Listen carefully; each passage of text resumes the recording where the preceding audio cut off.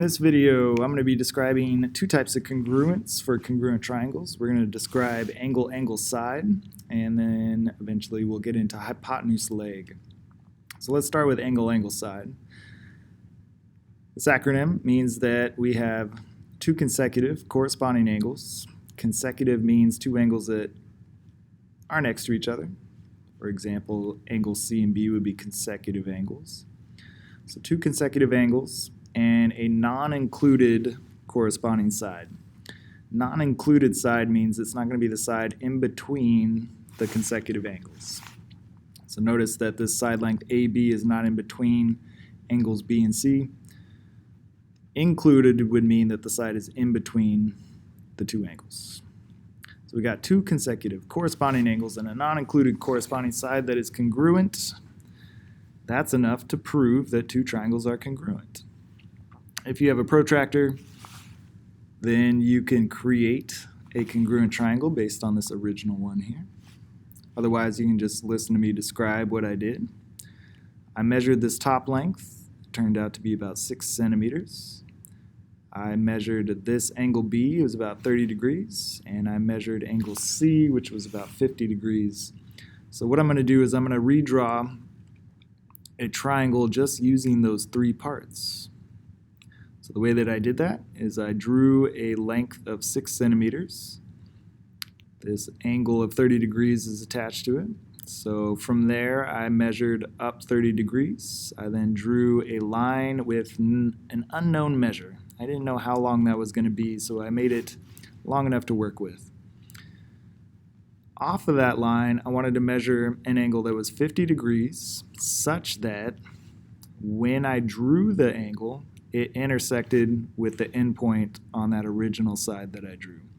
And so you gotta have to kind of slide the protractor around until it looks about right so that when you draw a 50-degree angle, it's gonna line up with the end of that side.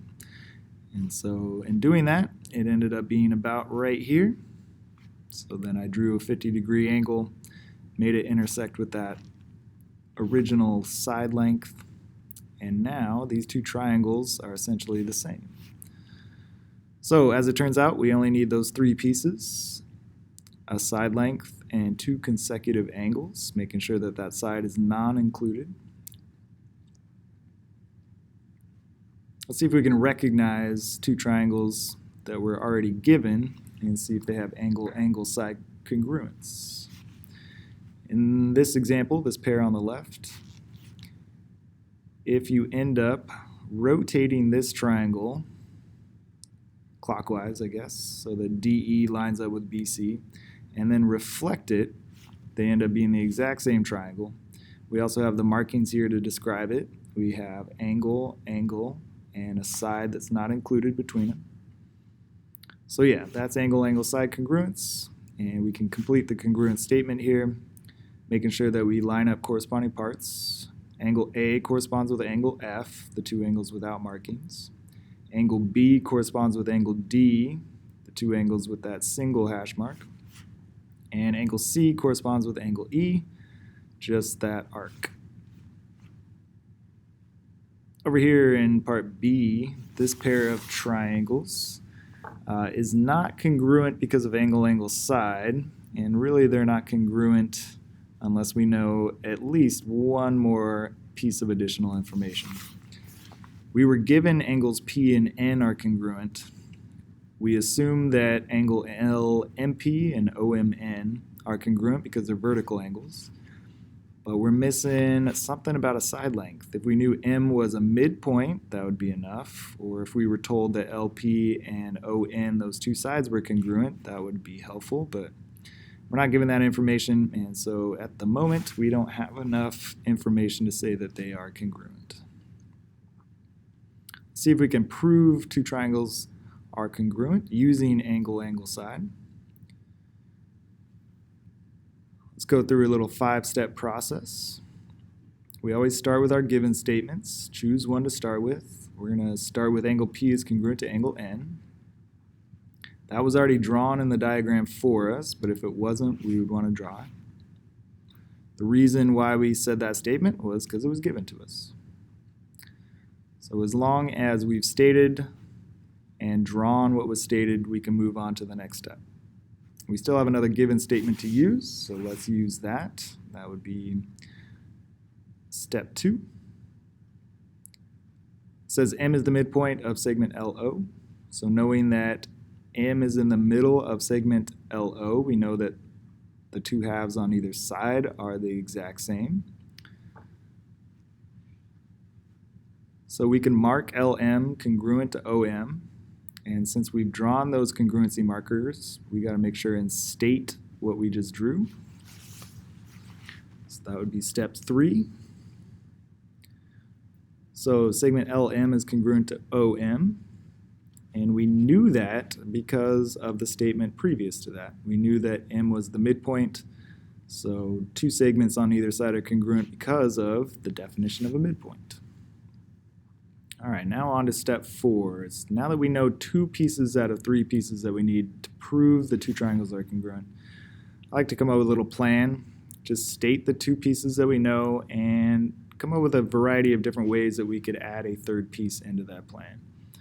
So if we have an angle and a side so far, if we start with our angle, we could go angle side to side, but angle side side is not a congruency method, and I'll show you that in a sec.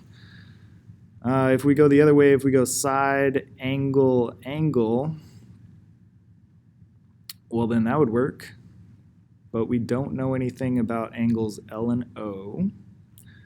So let's start back here. We want angle angle side. That's a possibility. So do we know anything about these 2 angles? We'll hopefully recognize them as vertical, and we know that they're congruent. So we can go ahead and mark it, and if we've marked it, make sure we state it.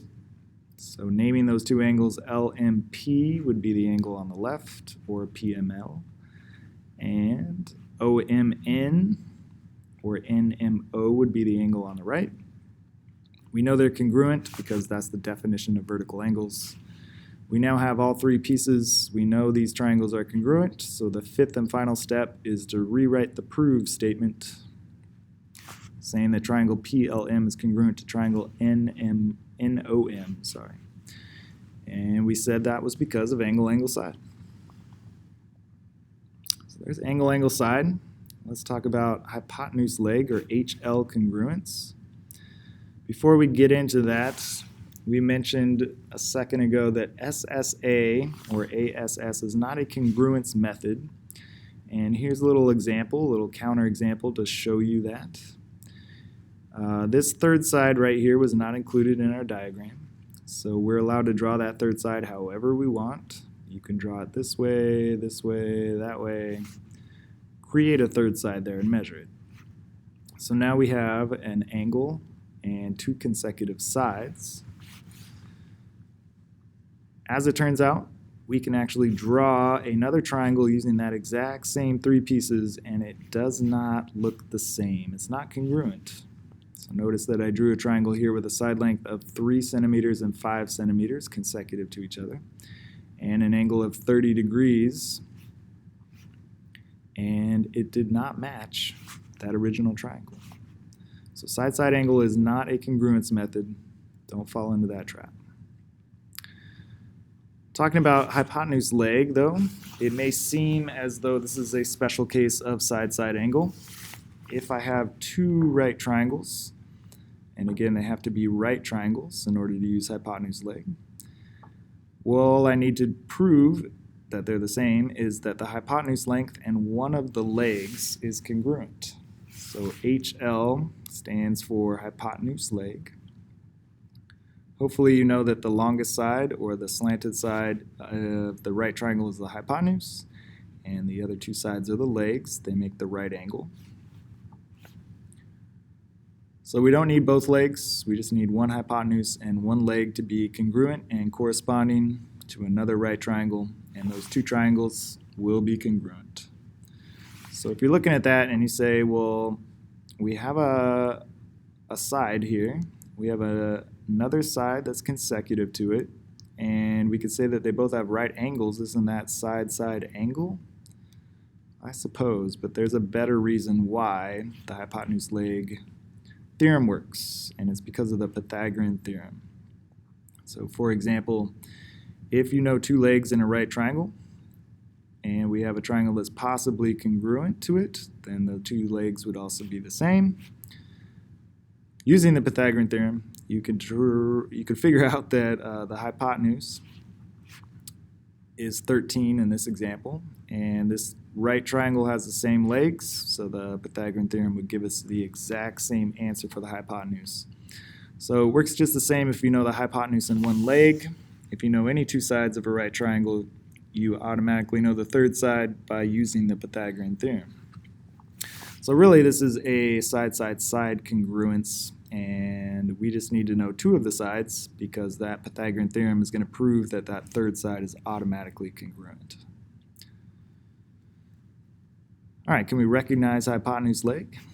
In part A, given a pair of triangles, the hypotenuse seems to be congruent based on the markings, and one of the legs is also congruent. So yeah, that's hypotenuse leg congruence happening there. That third side is automatically the same. We can measure it and prove it using Pythagorean theorem. In part B, we're given a side length or a leg that's congruent, but we're not told that the hypotenuse is congruent, and really we're not given any other information. So no, that's not enough information to prove hypotenuse leg, or really any other congruence for that matter. In part C, a little special case here. We got two right triangles stacked on top of each other, so they're sharing that hypotenuse. That's called the reflexive property when triangles share a side, and that side is the same for both triangles.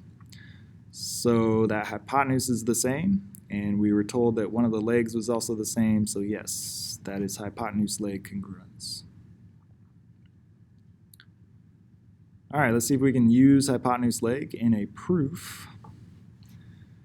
Here we're given two right triangles, and we're told that J and L are right angles. So let's start with our given statement.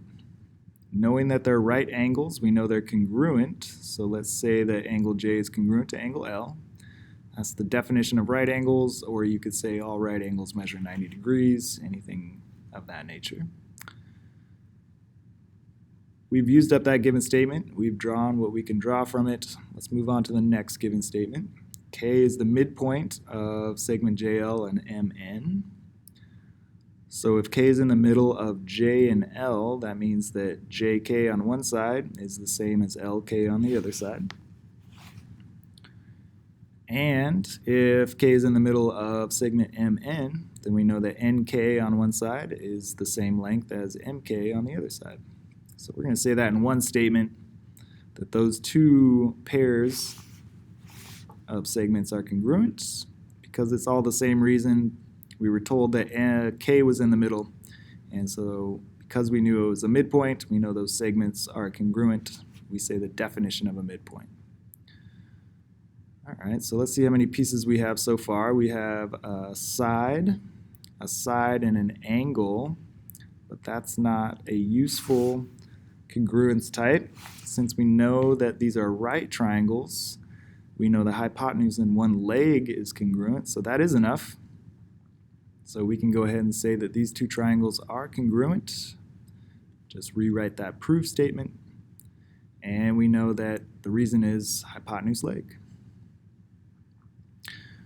All right, so a couple of different congruence types, hypotenuse leg and angle side. There are kind of some special cases there. Good luck practicing those, and now we know all of our congruence types, and in our next lesson we're going to be practicing proofs and identifying those congruence types all together.